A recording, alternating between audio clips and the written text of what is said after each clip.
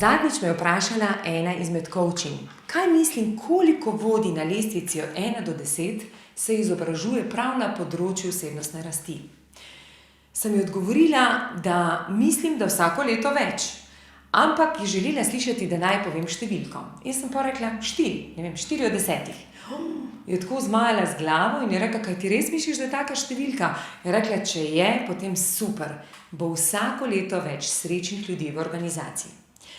In to je tudi mene potem razveselilo. Dragi moji, ali mislite, da se sama nisem srečevala s strahom, občutkom krivde, sramom in s tem, kako me vidijo drugi? Še posebej takrat, ko smo dobili vse nagrade. Kako naj stopi Tanja Skaza pred množico in reče, da jo je strah, da tega ne zna, ali pa še karkoli, da prosi za pomoč? To je bila misija nemogoče. Še danes se to vprašam, absolutno bila misija nemogoče. Več nagrad, bolj se čutiš odgovoren do drugih, da vse znaš. In iz dneva v dan sem bila vse bolj izčrpana in sem vedela, da tako ne želim nadaljevati svoje poti. Kakšen zgled dajem svojim sodelavcem, svojim vodjem, če delam nekaj, kar me utruja, izčrpa in že zjutraj imam izziv s tem? Takšni, kot smo vodje, so tudi naši sodelavci. Bolj, ko smo srečni, bolj so srečni tudi oni. To, ko pravijo, to, kar daješ, to dobiš. Nič ni drugače. Potem pa sem se odločila, da se želim vsak sleherni dan zbuditi srečna, mirna in delati to, kar me veseli. Dragi moji, to je čista resnica.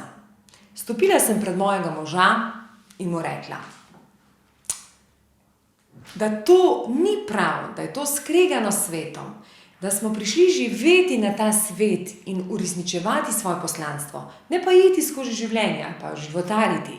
To ni prav. Prosim vas, dovolite si upati, narediti svoje življenje lepše. Res lahko delate in uživate pri delu. Res lahko ustvarjate in ste s tem nagrajeni. In res se lahko vaš hobi spremeni v vaše najlepše delo. Samo dovolite si. To je pomembno.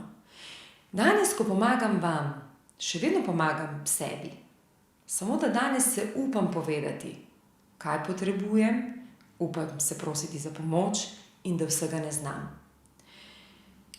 Danes vem, kaj v organizacijah manjka.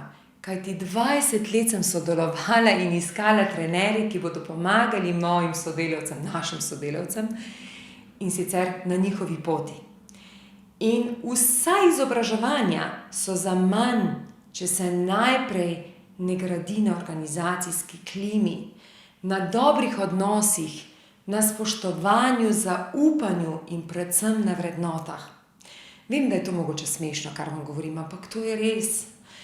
Povezala sem se s strokovnjakinjami, ki so močni na svojih področjih, da skupaj pomagamo zaposlenim povečati zadovoljstvo in zavzetost v organizaciji.